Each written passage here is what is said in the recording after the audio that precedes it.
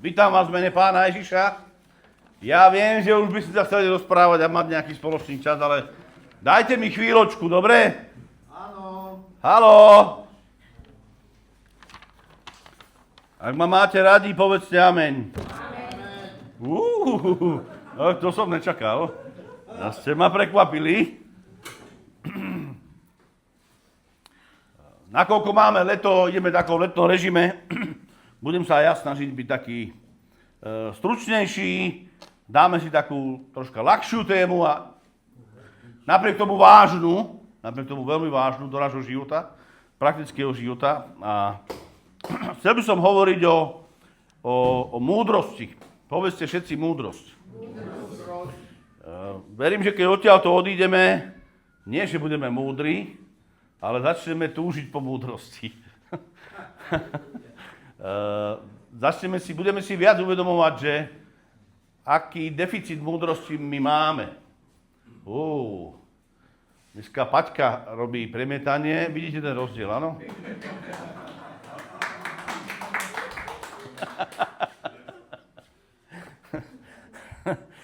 No, dobre, chcem, aby sme čítali najprv spoločne jeden verš z Príslovia kapitoly 3, verš 15. Príslovie kapitola 3, verš 15. Je to taký riadny šťuch pod rebro a povzbudzujúci verš. Budeme viacej dneska v knihe Príslovia, pretože kniha Príslovia má čo povedať o múdrosti.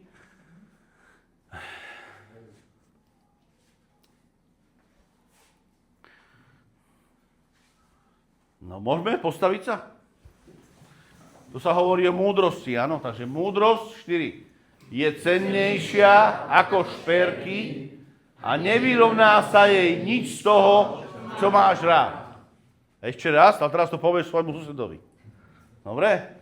Múdrosť je cennejšia ako šperky a nevyrovná sa jej nič z toho, čo máš. Amen? Viac ako halušky, viac ako paprikáš, viac ako tvoje nové auto, viac ako tvoj luxusný dom, viac ako tvoj titul. A to je bez urážky. Áno, Božie slovo hovorí, že to je viac ako všetko.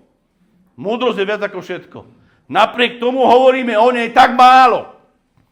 A jedna z tých vecí je tá, že aj kazatelia sa troška boja povedať, že ideme hľadať múdrosť, pretože to vlastne znamená, že sme hlúpi.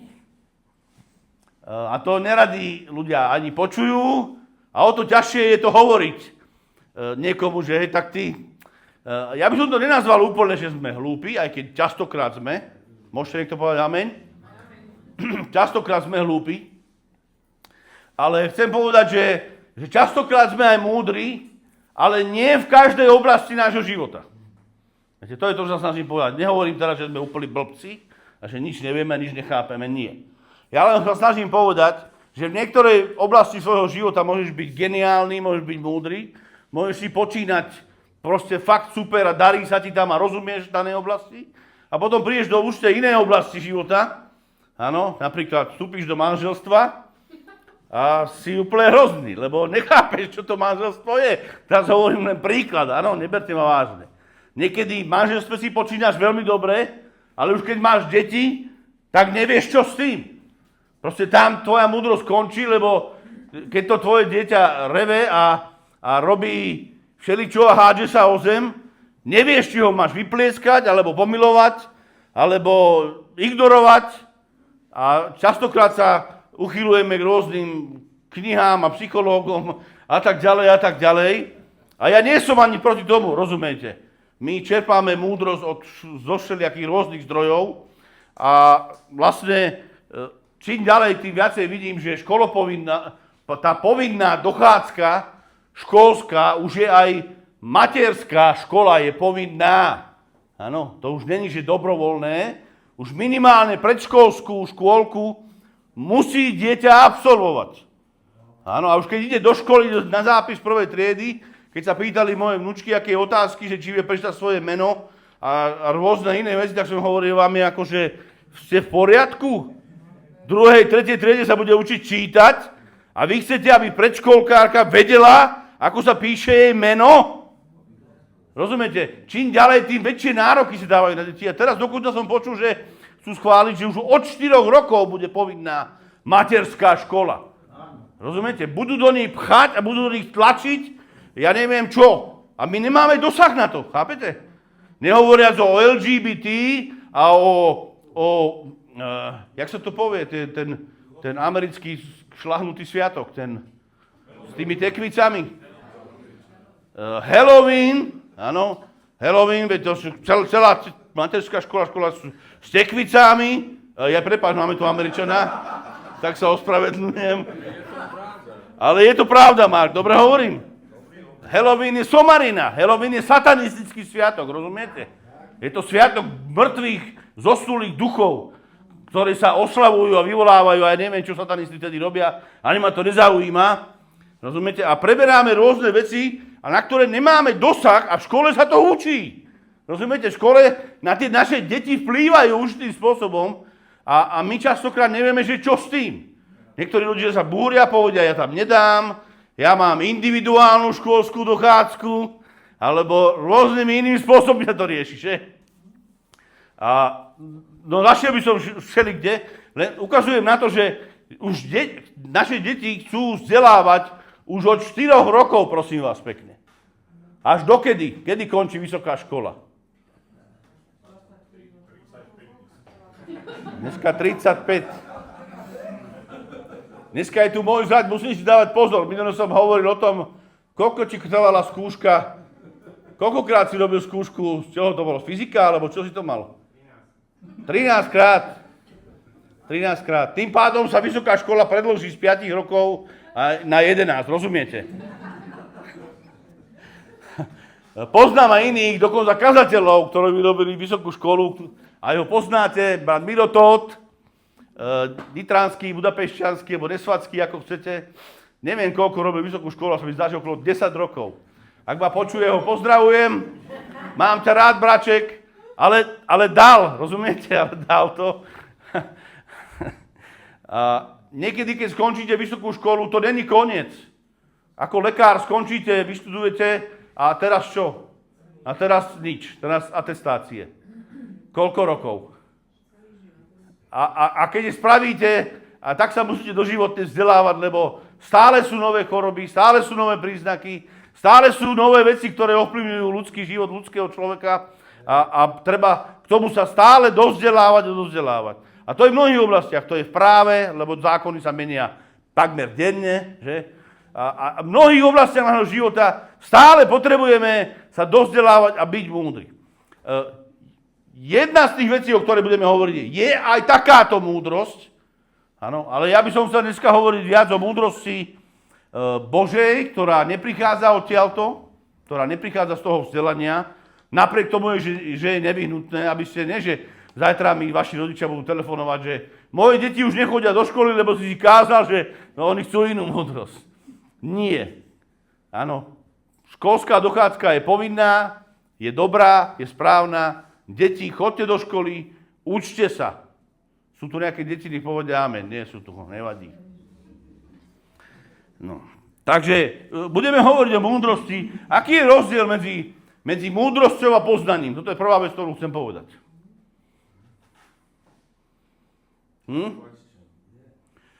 Veľká otázka, ale ja veľmi jednoducho na ňu odpoviem, áno. Možno to je troška rozsiahlejšie, ako teraz poviem, ale tá jednoduchosť v tom je takáto. Poznanie je to, čo som sa naučil.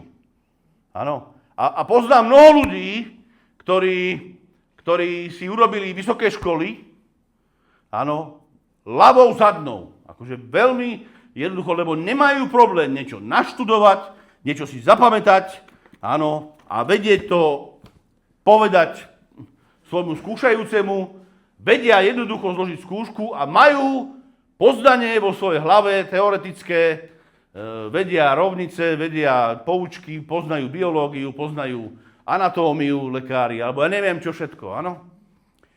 Múdrosť, drahí moji, je praktická aplikateľnosť Nie, aplikateľnosť, to je zlé slovo, to nie je slovenské. Aplikácia, alebo aplikovateľnosť do praktického života. Haló, počúvate ma. Múdrosť je, že to, čo si raz prijal, tú informáciu, či si schopný ju vo svojom praktickom živote použiť na to, aby priniesla v tvojom živote a v živote iných, ktorí sú v tvojej blízkosti, nejaké benefity. Áno, toto je múdrosť. A zistujem, že častokrát, teda sa neurazte, prosím, vysokoškolský vzdelaný, ja som tu, no nič. Ja som povedal jeden výraz. V rodine používame rôzne. Aký sme? Čo sme? Jednoducho povedať, ja nie som vzdelanec, áno, ja nie som intelektuál. A tí ľudia častokrát, nevždy, ďaká Bohu, mnohokrát nie sú schopní použiť tie informácie, ktoré majú, aby ich zužitkovali vo svojom živote a prinieslo to nejaký benefit. A častokrát skončia tým, že na tej škole, ktoré získali titul, tak tam zostanú hneď učiť. Napríklad. Áno. Čo mne osobne je veľmi čudné, ale dobre. Niektorých, keď sa napríklad učíte jazyky, tak rozumiem. Áno, keď niekto skončí, ja neviem, naučil sa čínštinu, tak teraz pokračuje v škole a vyučuje čínštinu, ktorú asi aj používa teda. Takže to chápem. Ale keď ste elektrikár ako ja, najprv elektrikára najprv musí párkrát riadne šľahnúť elektrika, to viete. Marek, rozumieš, o čom hovorím? Musíte okúsiť, čo to je držať kábel. Áno, to sa už na strednej škole mi podali 2 káble do ruky, podržte to, tak tudy proud nejede, lebo som nezasvietil.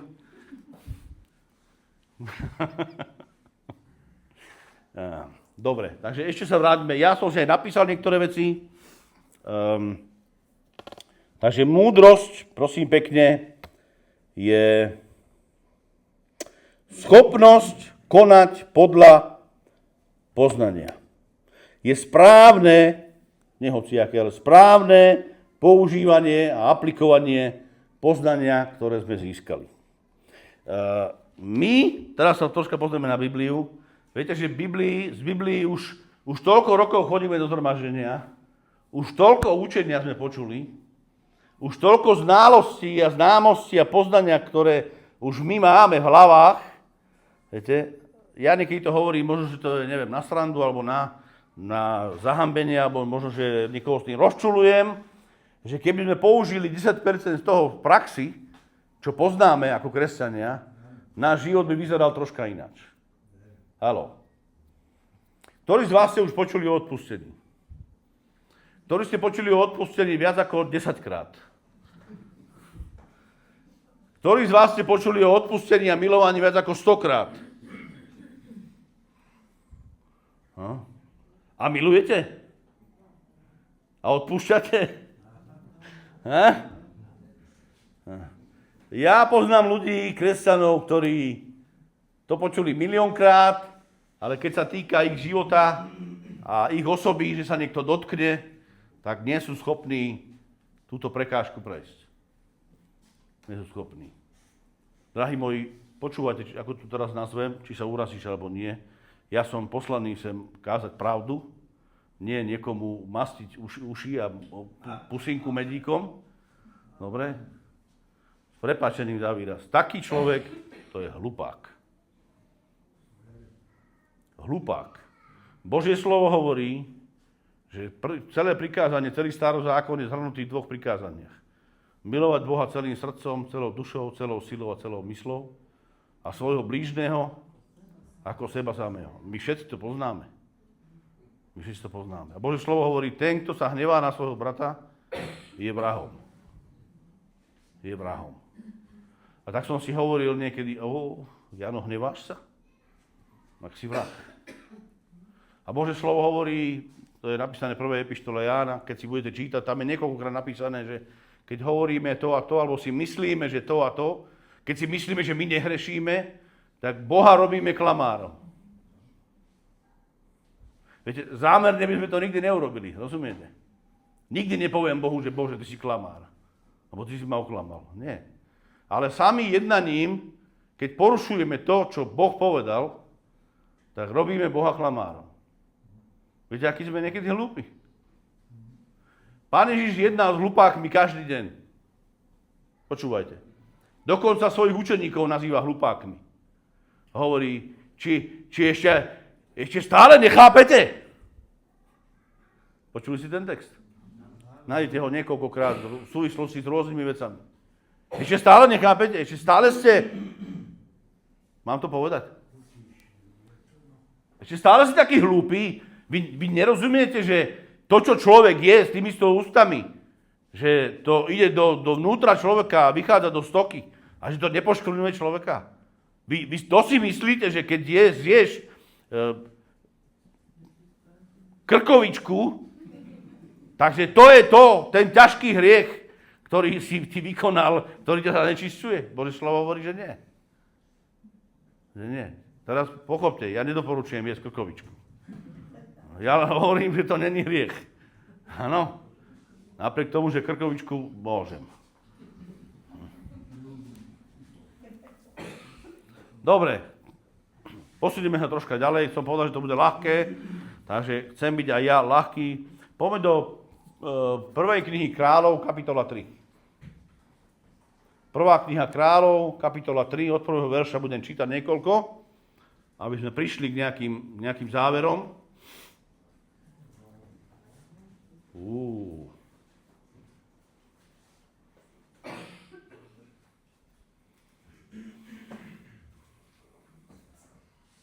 Budem to čítať nahlas, dobre? Len ja sám. Šalamón vstúpil do príbuzenstva s faraónom, egyptským kráľom. Vzal si za ženu faraónovú dcéru a priviedol ju do Dávidovho mesta, kým nedokončil výstavbu svojho vlastného paláca, Hospodinovho chrámu a hradieb okolo Jeruzalema. Ľud však prinášal obety na výšinách, lebo dovtedy nebol ešte vybudovaný dom Hospodinovú menu. A Šalamón miloval Hospodina, počúvajte. Riadil sa ustanoveniami svojho otca Dávida, ale prinášal a pálil kadidlo na výšinách. Raz prišiel kráľ obetovať do Gibeónu, lebo to bola najvýznamnejšia výšina. A na tamojšom oltári obetoval Šalamún 1000 spalovaných obiet. A v Gibeóne sa mu v noci vo sne zjavil Hospodin. A Boh mu povedal, žiadaj si, čo ti mám dať. A Šalamún odpovedal, ty si preukázal veľkú priazeň svojmu služobníkovi Dávidovi, môjmu otcovi, lebo chodil pred tebou verne, správal sa k tebe spravodlivo a čestne. A zachoval si mu túto veľkú priazeň, keď si mu dal syna, ktorý dnes sedí na jeho tróne. Nuž teda, Hospodin môj Bože, ty si ustanovil svojho služobníka za kráľa po mojom otcovi Dávidovi. Ja som však mladý muž a neviem vládnuť. Tu zastaň, nechoď ďalej. A neviem vládnuť. Počúvajte.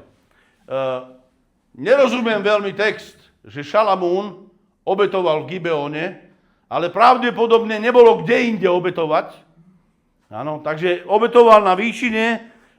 Čítali sme tam hneď ten verš za tým, že on miloval Hospodina a asi nevedel, ako ináč Bohu vyjadriť chválu a obetu teda, tak priniesol 1000 kusov dobytka, čo dneska, keby som ja vlastnil 1000 kusov dobytka, tak neviem, či sa s vami ja rozprávam, že mali by sme to za bohatstvo. A on ich 1000 dal len pobiť, rozumiete, ako obeť Bohu, ako vďačnosť Bohu, že ho tak veľmi miluje. Že mu patrí celým svojim srdcom a celým svojim životom. Viete, my niektorí brbleme, keď je zbierka, hovoria, zase zbierka, každú nedelu musí byť zbierka. Tak dobre, tak dones raz za rok 1000 kusov dobytka a nemusíš už zbytok roka nosiť nič. Dobre, to som troška odbehol, áno. Doniesol, samozrejme, že Šalamún na to mal. Áno, to si tiež musíme povedať. Že to nebolo posledné, čo mal. A tak doniesol 1000 kusov dobytka a v tomto Gibeone, napriek tomu, že to bolo miesto, ktoré nebolo úplne presne určené na oslavu Boha, na tomto mieste Šalamún zaspal a Boh sa mu zjavil v sne. Zjavuje sa vám Boh v sne? Mne nie. Mne sa tu minulú noc snívalo, že som menil sprchu doma. Predtým noc, neviem, čo sa mi snívalo, ale moja žena stála ráno nahnevaná, že som mu v noci bil. Že som jej dal nejakú... túto, tak som si hovoril. Áno, a ja mávam niektorí iné sny, samozrejme. To troška hovorím na odľahčenie, áno. A tak mal sen. Predstavte si, že mal sen, v ktorom Pán Boh sa mu prihovára a hovorí: žiadaj si, čo len chceš a dám ti to. Kto z vás by chcel takúto otázku od Boha? 3, 4, 5. Aj, toľko neúprimných. Na jednom mieste naraz. Mám pre vás dobrú správu. Táto otázka patrí aj dnes pre teba. Amen? To Boh nesprivilegoval Šalamúna. Áno. Ale práve preto, že Šalamún miloval Boha a prinášal mu obete, tak sa mu Pán Boh prihovoril. Ak budeš milovať Boha celým srdcom, ak mu budeš obetovať zo svojho majetku, Boh sa ti prihovorí. Amen? A keď to urobí, jedna z prvých otázok, ktorú chcel, ono to je troška triky otázka. Áno. Touto otázkou nielen, že dal príležitosť Šalamúnovi, že dostane, čo si zažiada, ale Boha zaujímalo, čo je naozaj v najhlbšej časti jeho srdca. Že čo naozaj tento človek chce. Po čom naozaj túži. Viete, my niekedy sa vieme pretvarovať, my vieme priniesť aj obeť. My vieme ruky dvíhať na zhromaždení. Ale keď sa nás Pán Boh opýta, keby sa ťa opýtal v súkromí, no a ty čo chceš? Aby som povedal: Pane, no dobre, tak dám vám príležitosť, keď chcete povedať. Čo by ste chceli vy? Ivan, ty čo by si chcel? Teslu. To je, veľmi si podcenil Pána Boha, Teslu ti viem dať aj ja. Niečo, čo vie dať len Boh. Čo by si chcel od Boha? Ja aj múdrosť, lebo to už poznáte text. Ale buďme troška úprimní. Ty čo by si chcel, keby si bol na Šalamúnovom meste? Mal by si sen a Pán Boh ťa pýtal, čo chceš odo mňa? Žiť do 100. Žiť do 100.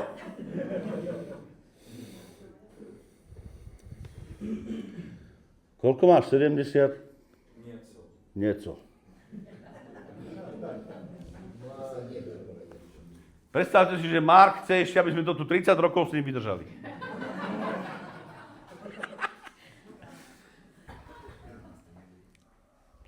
Ďalší, kto by ste čo chceli? Maťko Poláček, povedz mi, čo by si ty chcel? No, poznáš text, jasné. Tibor, ty sa usmievaš. Aby nikdy neodišla jeho milosť odo mňa. Aby nikdy neodišla milosť od teba. Dobre, berem. Ďalej. A také úprimné odpovede, prosím. No, také. No, to. Moc niečo spraviť v tomto svete. Ďalej. Viete, niekedy ja troška vás preskočím, lebo vy máte veľmi duchovné, prešpekulované odpovede. Nezdá sa mi to úplne tak úprimné. Keď sme boli deti, dnes sa ma pýtal, že čo by si chcel? Chcel by si vedieť lietať? Radko, ty nie, sa bojíš výšok. Ale vyzerá to, že už si lietal. Že ti to sfúklo. Príliš nízko, že? To bol prievad. Miňo, ty čo by si chcel? Dobre, ďakujeme. Ďalší. Viete, toto je jedna z vecí, všimnite si, že Šalamún nepovedal Pánu Bohu: Pane Bože, premyslím si. Stretnime sa o týždeň a poviem ti. Budem rozmýšľať.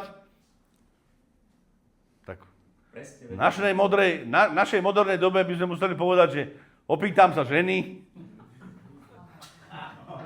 Čo chcem? že čo chcem.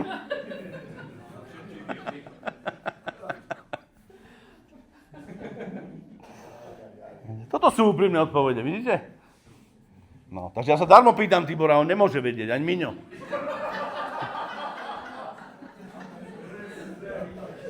Marienka vie, Miška vie. Ale to troška srandujeme, áno. Troška srandujeme. No. A možno niekto by si naozaj prijal, aby žena zmizla. Alebo, neviem.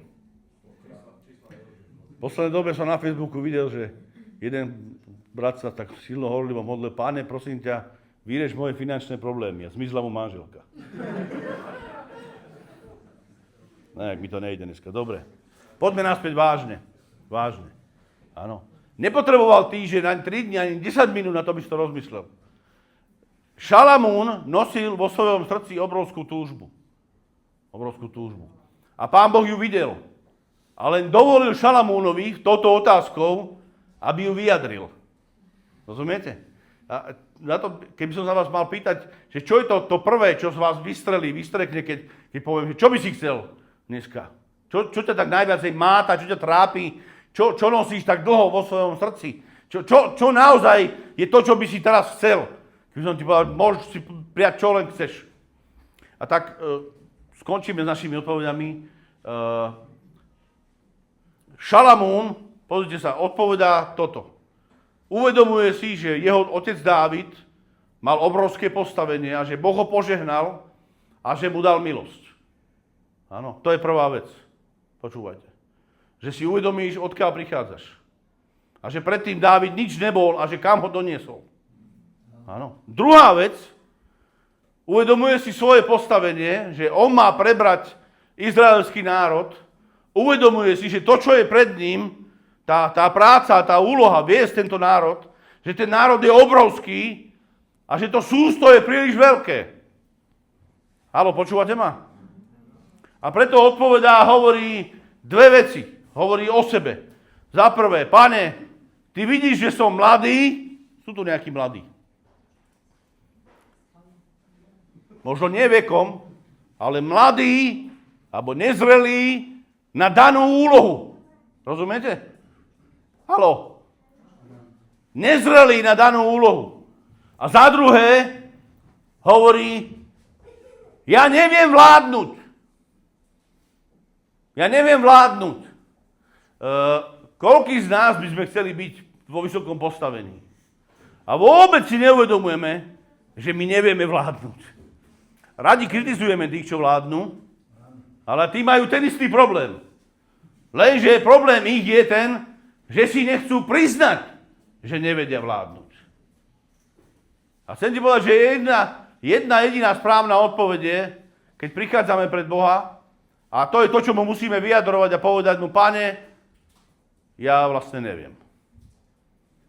Ja sa tu prsím, ja ti tu vysvetľujem veci, ja hovorím, že to je hento a toto a že mám nejaké skúsenosti a môj otec mi niečo povedal a niečo som si prečítal aj v tvojej Biblii, ale v skutočnosti, Pane, ja neviem, čo mám robiť. Keď prídeš na križovatku svojho života, ty vieš, ktorú ženu si máš zobrať za ženu? Haló?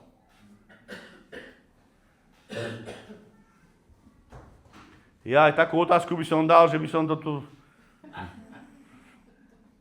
Nemôžem to položiť ani.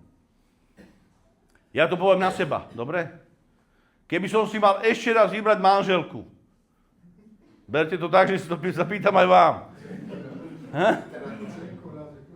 Po tenkom ľade chodím, že? Keby som si mal ešte raz vybrať manželku, zo všetkých žien a dievčat, ktoré poznám, napriek tomu, že ste krásne, dievčatá, by som si vybral tú istú, ktorú mám. To hovorím úprimne, aj mojej manželke som to už hovoril veľakrát. Nič by som na tom nemenil. Nič. Neznamená, že náš vzťah je dokonalý. Nie. Ale s ňou viem žiť. zistil som, že niektorí nevedia žiť.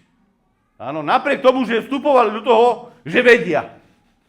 A keby si boli už vtedy priznali a povedali, Pane, ja neviem, čo mám robiť. Pane, ja neviem, či dokážem s ňou žiť. Pane, ja neviem, či budem dobrý otec. Pane, ja vlastne neviem, ako byť otec. Ja neviem, ako byť rodič. Ja neviem, ako byť manžel. Darmo si to zamýšľaš a máš svoje predstavy. Áno, mladý človek, keď sa žení, tak si myslí o manželstve len dve veci, ale to nebudeme hovoriť. Ale potom zistí, že v manželstve sú aj iné veci. Áno, že je aj zodpovednosť, že je aj práca, že je aj tolerancia, že ten druhý sa nevždy chová, ako sme si predstavovali, že? Že má nejaké biedy, že má nejaké chyby, že neznáša na mne veci, ktoré sú pre mňa normálne a prirodzené. A ja sa snažím ich zmeniť a neviem ich zmeniť. A teraz si predstavte, že máte viesť celý národ. Nechcem nám povedať, že my všetci máme obrovský deficit múdrosti. To je to, prečo to robím, prečo to rozvádzam. A mohol by som ísť do mnohých oblastí nášho života. Áno. Niektorí z vás ste mohli byť aj v práci už povýšení, ale možno vás niekto nepovýšil, lebo povedal, tento na to ešte nemá. Haló. A ty si možno myslíš, ale ja mám, ja už to robím 10 rokov a hente ho povýšili aj toho, aj ten ma predbehol. No troška sa zamysli. Prečo to tak je? Prečo? Pretože ty si ten múdry. Áno, a on je ten hlupák a to nikto nevidel, len ty jediný si to tak videl, že? Pozrime sa, my musíme prísť do pokory, drahí moji, a musíme uznať pred samým Bohom, nie jeden pred druhým, to ani nehovorím, ale pred samým Bohom a musíme uznať to, čo aj Šalamún uznáva a hovorí, Pane, ja som ešte nezrelý na tieto veci a ja neviem vládnuť. Poviem vám, keby mi Pán Boh povedal dneska, Jano, ideš na misiu do Zambie, či do Zimbabwe, či do Malawi. Do Malawi. Pane, poviem, radšej ma zabij. Ja na to nemám. Ja ani neviem, kde je na globuse Malawi. Keď Marko ťa prvýkrát prišiel, a musel som si dobrať doma globus a nalistovať si Malawi. Aha, tak to je v Afrike. Aha. No dobre. Ako by som tam mohol slúžiť, rozumiete? Keď ja netuším, kde to je. Nič o tom neviem. Nič. A musím si priznať, drahí moji, my chceme niekedy robiť veci, o ktorých nemáme ani len šajnu. My chceme, aby Pán Boh nás použil v oblastiach, o ktorých nič netušíme. Nič. Tak teraz poďme k tomu, že ako získať múdrosť. Má niekto návod? Alebo je tu niekto, kto by chcel získať múdrosť? Je vôbec možné získať múdrosť? Áno, a ako? Dočítajme text. Poďme 8. verš.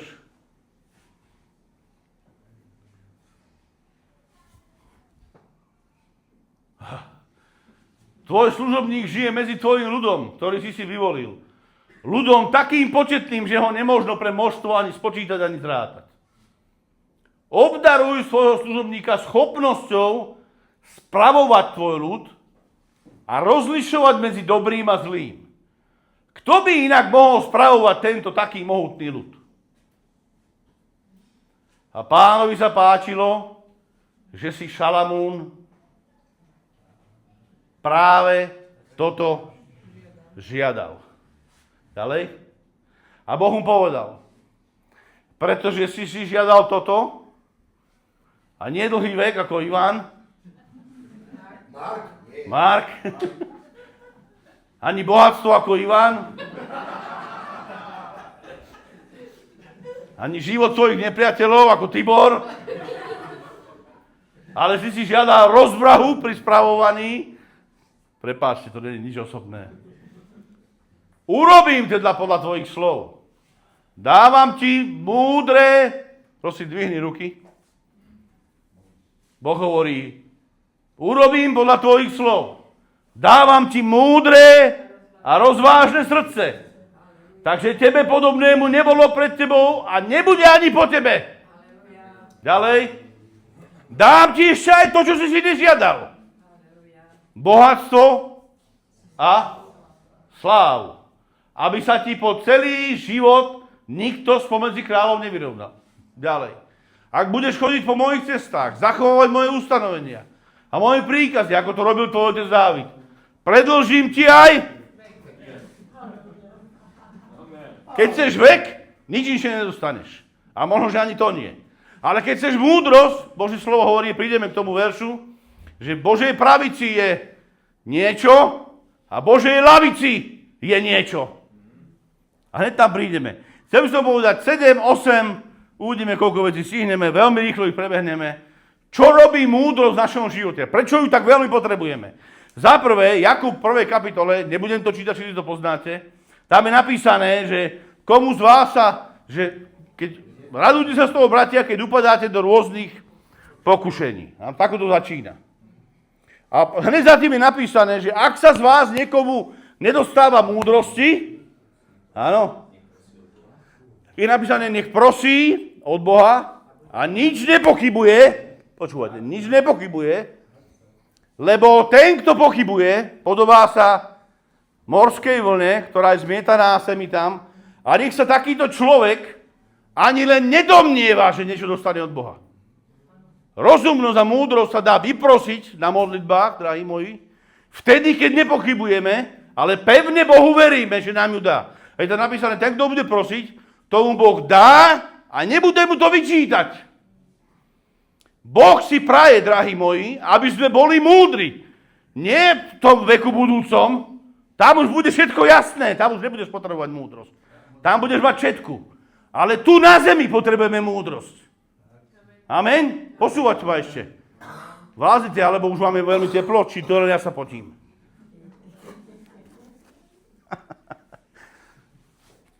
Takže, ako prejsť skúšku, drahí moji, potrebujeme múdrosť.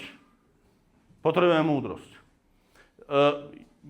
Povieš si, že a ja to dávam ľavo, a keby to na mňa prišlo, a keby ja som to mal čo Radko, tak ja to dám.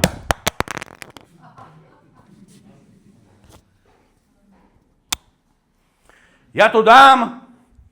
Áno, ty si možno lepší v tej oblasti, ktorej možno on je slabší. Rozumiete? A videl som dobrý obrázok ten týždeň. Bola malá opička a bola žirafa. A bola tam taká 3-metrová voda, hĺbka. A opica hovorí, to je strašne hlboké. A žirafa sa tam kúpala a hlavu mala ešte 3 metre nad vodou a hovorí, ale není, veď tu je ledva pokrk. Viete, a to je presne to, my každý sme inde, drahí moji. Áno, ty môžeš byť žirafa a pre teba tá voda je nič. Rozumiete, ale ja sa tam topím.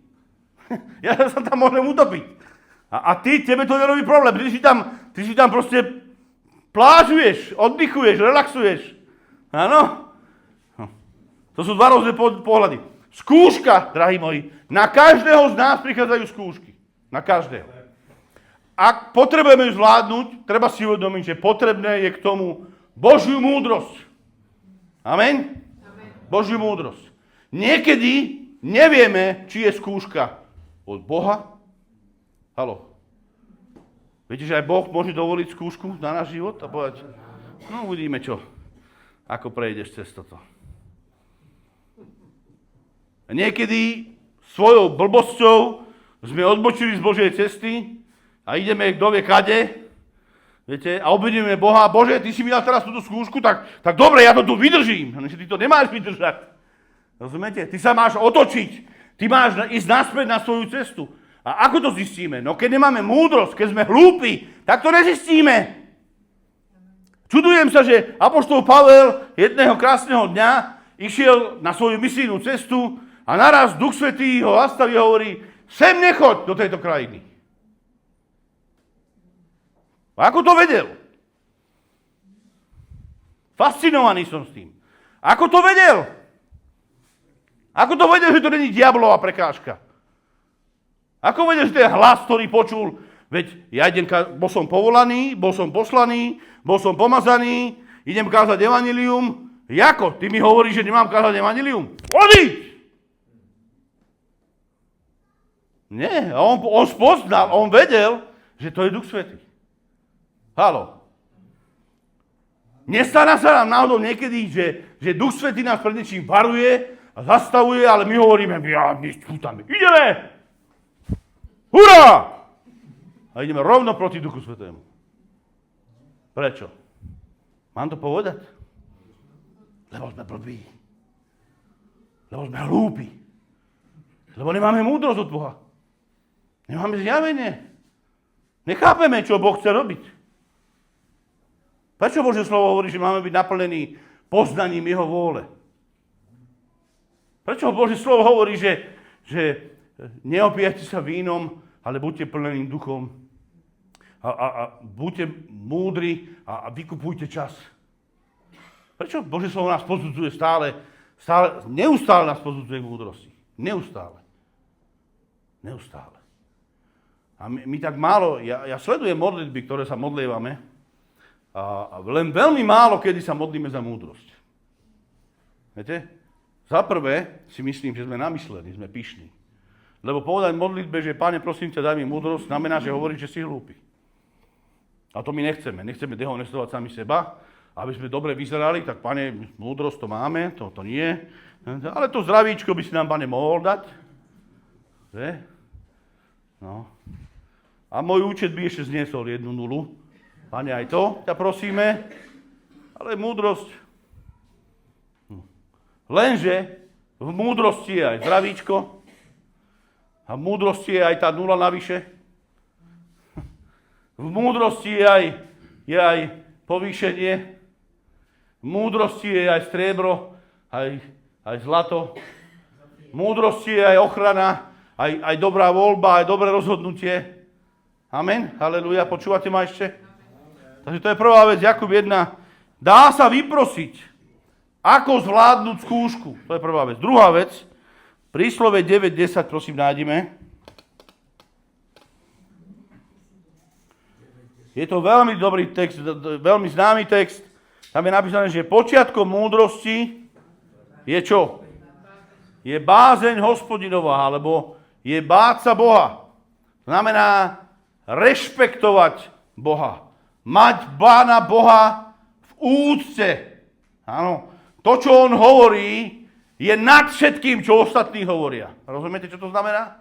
Že sa riadíme tým, čo on nám povedal, nie tým, čo nám povedal, nech je to dokoľvek, akýkoľvek úspešný, a toto musíš takto a takto a takto.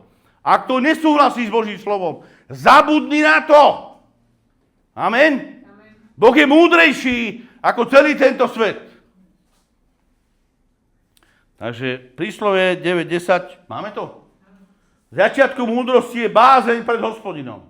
V poznaní najsvätejšieho spočíva rozumnosť. Potrebujeme ho poznávať na všetkých svojich cestách. Asi budeme čítať aj to. Poďme do príslovia 3, verš 2.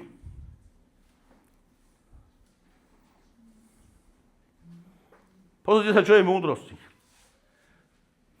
Keď budeš múdry, tak ti predĺžia dni a roky života. Je tu niekto, kto chce predĺžiť roky a dni života? Jarko, chceš predĺžiť roky a dni? Chceš ešte užívať? Nielen do roboty chodiť. Chcel by si užívať troška. Ale netáraj, no. Predĺžia ti dni a roky života. A pridajú ti čo? Takže nie roky života plné stresu a nervov, ale pokoja. Pokoja. 9.11. Príslove 9.11. Paťka, ideš. Či to máš? Vďaka mne, hovorí múdrosť, sa rozmnožia tvoje dni a pridajú sa ti, môžeme všetci povedať, roky života. Roky života sa ti pridajú. Roky života. Nie dni.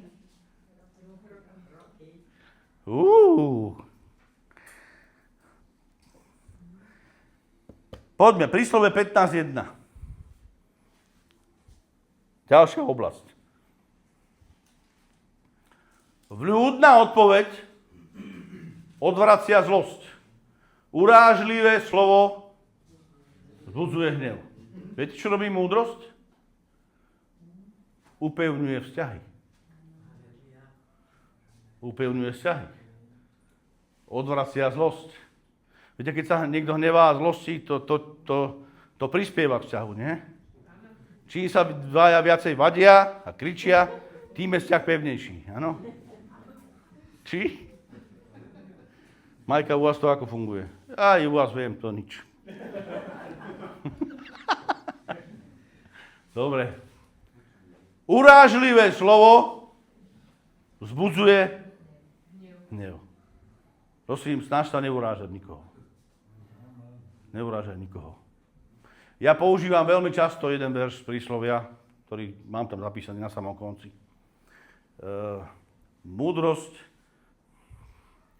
je napísané, že hlúpy, keď je ticho, tak je považovaný za múdreho. To veľakrát používam. Je nejaká debata o niečom a keď nemám čo k tomu povedať, tak... No. A ľudia, nehajte, Jano rozmýšľa. Že pravda je, že Jano je blbý, nič o tom nevie. Tak je radšej ticho. Viete, aká je to katastrofa, keď niekto o niečom nevie, nerozumie do vecí, ale bude to komentovať. Poznáte takých? Bude o toho hodinu bude o toho rozprávať a nemáš šajnu, o čom hovorí. A to... Hlupák. No. Tak sa prejavuje hlúposť, drahí moji. Ak chceš byť považovaný za múdreho v oblasti, ktoré nič nevíš, buď... Dobre, poďme ďalej. Príslovie 3, 13 až 18.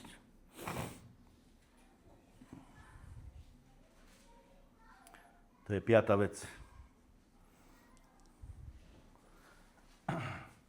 Blažený človek, čo našiel múdrosť a muž, čo získa rozumnosť. Stop. Čo znamená blažený? Miňo, prosím ťa, ukáž mi, ako si blažený. Ja neviem, si? Ako sa prejavuje človek, ktorý je blažený? Radostný, šťastný. Áno, spokojný. Drahí moji, múdrosť, keď ju nájdeš, tak si šťastný. Chápeš? Koľkí ľudia hľadajú šťastie v tomto živote? A Božie slovo hovorí, že keď nájdeš múdrosť a získaš rozumnosť, budeš šťastný. To vám dojde neskôr doma, dobre? Budeš šťastný, budeš mať vnútorný pokoj. Budeš mať spokojnosť vo všetkom a všade. Nič sa nerozhádže. Nič. Po našom budeš sekery padať. A ty povieš, ja som aj tak v Božích rukách. A mne je to úplne jedno. A keby som teraz aj zomrel. Rovno Pánovi. A nič vás nevie rozhodiť z tej spokojnosti a z toho šťastia, ktoré máte vo svojom vnútri. Amen? Ďalej. Príslovie 3, 5, 6. Text, ktorý veľmi dobre poznáte všetci.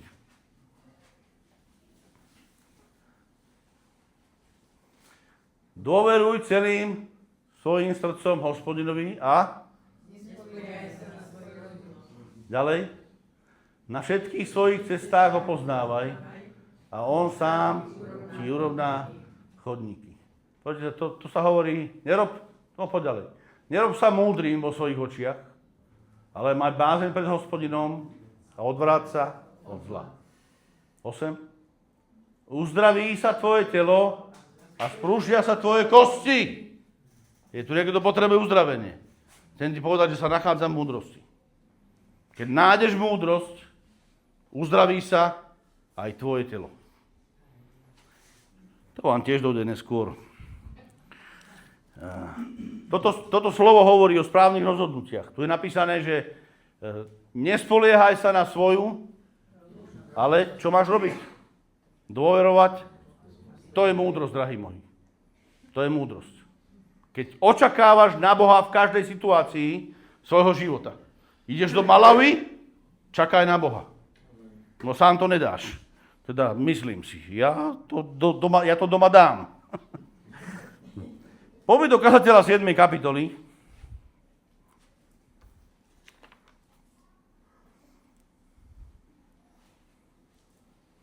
Kazateľ 7 od 1. verša. Túto kapitolu ešte prečítam, dobre? Mám to ešte viacej, ale dobre. Lepšie je dobré meno, ako vzácny olej. Lepší deň smrti, počúvate, toto sú múdrosti Šalamúnové. Šalamún, pretože sa modlil o túto múdrosť, alebo žiadal si ju, tak ju dostal. A my vieme o tom, že Šalamún bol najmúdrejší človek na tejto planéte, čo sa týka celej minulosti, histórii, ľudstva. A tak ako podľa Božieho zasľúbenia, nikdy viac na tejto zemi nebude nikto múdrejší ako on. Môže tu byť Elon Musk, môže tu byť iní vzdelanci z IQ, neviem koľko, nikdy neproklinajú múdrosť Šalamúnov. Nikdy. Lepší je deň, toto je to, čo napísal, lepší deň smrti ako deň narodenia. Ďalej. Lepšie, než ísť do domu hodovania, je ísť do domu zármutku, v ktorom skončí každý človek. Kým žije, nech si to vezme k srdcu. Rozumiete, čo sa tu hovorí? Prečo je dobré ísť do domu zármutku? Alebo lepšie je ako do domu hodovania? Vie mi to niekto povedať? V dome hodovania je čo?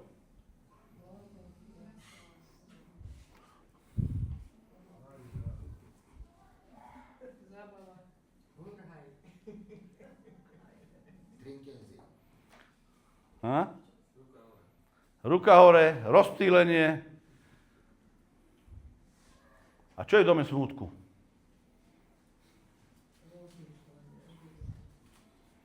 Kam idú tvoje myšlienky v dome smútku?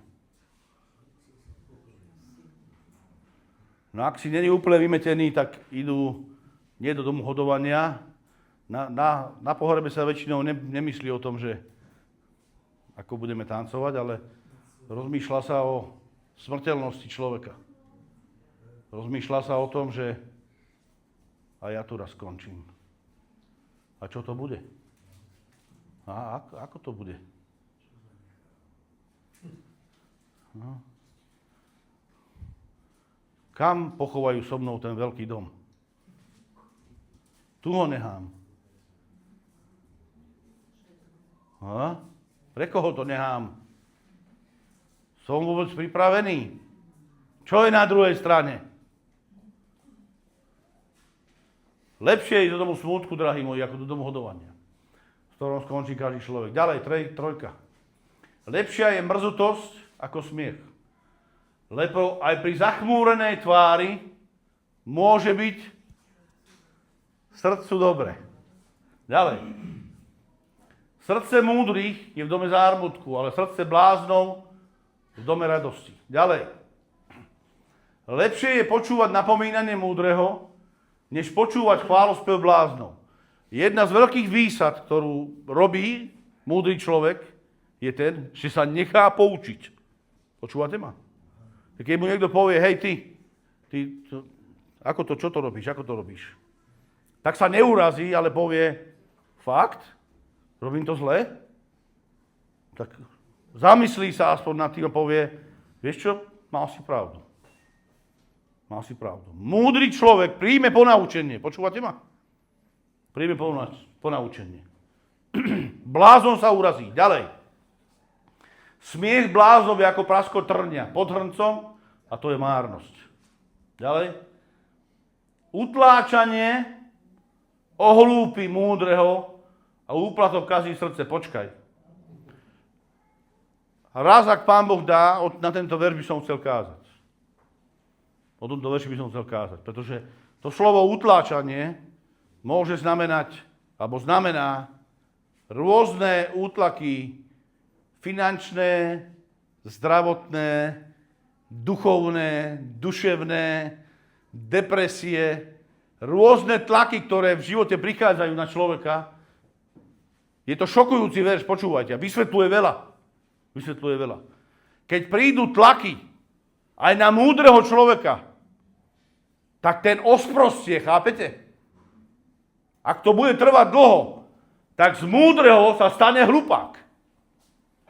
Preto je to tak strašne dôležité, aby sme rozpoznali, kedy prichádzajú útlaky od diabla do nášho života, aby sme s tým vedeli jednať. Lebo utláčanie ohlúpi múdreho. Veľmi vážna vec, drahí moji. Dávajme na to pozor. Poďme ďalej. Lepší je koniec veci, ako jej začiatok. Trpezlivá myseľ je lepšia než povýšenecká. Má tu niekto trpezlivú myseľ? Jakub v 1. kapitole píše, hovorí, že máme byť pomalí do hnevu, ale rýchli počúvať. Ďalej. Nenáhli sa v duchu za mrzutosťou, lebo mrzutosť spočíva v hrudi bláznov. Ďalej. Nehovor, ako to, že minulé dni boli lepšie ako tieto, lebo z múdrosti sa na to nepýtaš. Haló? Už tak nehovorme, prosím. Ďalej. Múdrosť je dobrá s dedičstvom. Je výhodou pre tých, čo vidia slnko. Byť v tieni múdrosti, počúvate dobre, čo je tu napísané, je totiž ako byť v tieni, to musí byť koľko peňazí, keď urobia tieň. Byť v tieni múdrosti je totiž ako byť v tieni peňazí. A ziskom z poznania múdrosti je to, že dáva život tým, čo ju vlastnia. Nemáme čas o tom hovoriť. Poďme ďalej. Pozri na Božie dielo. Kto môže narovnať, čo on skrivil? V dobrý deň užívaj dobro a v zlý deň pozri. Tak prvý, ako aj druhý, urobil Boh na to, aby človek nezistil, čo príde po ňom. To všetko som videl počas mojich márnych dní. Je spravodlivý, ktorý hynie, hoci je spravodlivý, a svojvoľný, ktorý dlho žije, hoci je zlý. A nič s tým nevieme narobiť. Nerozčuluj sa, buď kľudný, je to tak OK. Takto to má byť. Nič s tým nespravíme. Ďalej. Nebuď veľmi spravodlivý a nerob sa príliš múdrym. Prečo by si sa mal zničiť? Víte, robiť sa príliš múdrym ťa zničí. Ďalej. Nebuď príliš svojvoľný a nebuď hlúpy. Prečo by si mal zomrieť, keď ešte nenastal tvoj čas? Nechcem rozmýšľať, čo to hovorí. Ak budeš svojvoľný a príliš hlúpy, tak zomrieš pred časom. Haló. Ďalej. Dobré bude, keď sa toho pridržáš, ba ani tam toho sa nepustíš. Veď kto sa bojí Boha, unikne tomu všetkému. Zrýchlime. Múdrosť posilňuje múdreho viac, ako 10 mocní, ktorí sú v meste. Toto je posledný verš, tu skončím. Dobre? Počúvate, čo robí múdrosť. My väčšinou hovoríme, že chceš silu? Chceš byť silný? Tak je napísané, že tí, ktorí očakávajú na Hospodina, nadobúdajú nové sily. Naučíme sa dneska nový verš, dobre? Dneska sa naučíme nový verš, čo sa týka sily. Tu je napísané, múdrosť posilňuje múdreho. Viac ako 10 mocní, ktorí sú v meste. Múdrosť ťa urobí silným. Posilní ťa. Viac ako 10 mocní. Amen. Halelúja. Posledné veci, ktoré som chcel ešte povedať.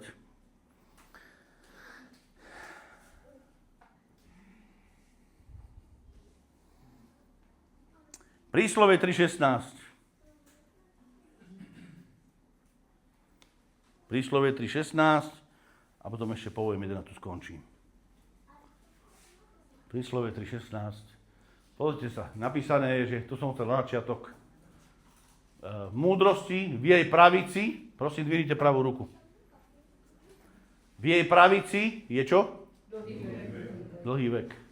A v lavici dvihnime aj ľavú ruku. Zase? bohatstvo a sláva. Ha? Je tu niekto, kto túži potom. Viete, niekedy chceme bez múdrosti. Viete, že mnohí ľudia už vyhrali jackpot a peniaze a mali a zdedili. Ale pretože boli blbí, o všetko prišli. Ale keď si múdry, múdrosti, pravica, bohatstvo, sláva. Bohatstvo a sláva. A teraz by som mal začať kázať. Teraz. Toto je veľmi dobrý základ. Je napísané, že Duch Svätý je duch múdrosti. Haló. Teraz by sme mali začať. Čím viacej Svätého Ducha, tým viacej múdrosti. Pavel apoštol sa modlí Efežanom v 1. kapitole, aj 3. kapitole, aby nám dal Boh ducha múdrosti a zjavenia pravým poznaním Boha. Aby sme rozumeli a chápali, vidíte, aká je to moc, ktorá v nás pôsobí. Čo je to za dedičstvo, ktoré Pán Boh nám pripravil medzi všetkými posvetenými. Čo Pán Boh s nami vlastne všetko zamýšľa a robí. Že? Múdrosť. A posledná vec, to si čítajte prosím, posledná vec, u Jakuba je napísané, že existuje telesná múdrosť a o nej je napísané, že telesná múdrosť je... Áno, to je výsledok. Daj mi Jakub 3. Daj mi Jakub 3.14. Teraz som jak Mark Brunner. Posledný.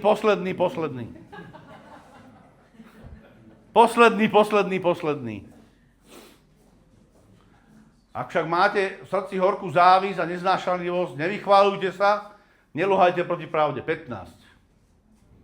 To nie je múdrosť prichádzajúca z hora. Pozrite sa. My hovoríme dneska o múdrosti z hora, rozumiete? Ale prízemná, telesná a diabolská. Aj taká múdrosť existuje. 16. Veď kde je závisť a neznášanlivosť, tam je nepokoj a všetko možné zlo. Ďalej. No múdrosť, ktorá prichádza z hora, počúvajte, je predovšetkým, prosím spolu, čistá, potom pokoja milovná, vľúdna, ústretová, plná milosrdenstva a dobrého ovocia, bez predsudkov a bez pokrytectva. Nech vás Pán Boh požehná. Toto je múdrosť, ktorá je z hora. Amen.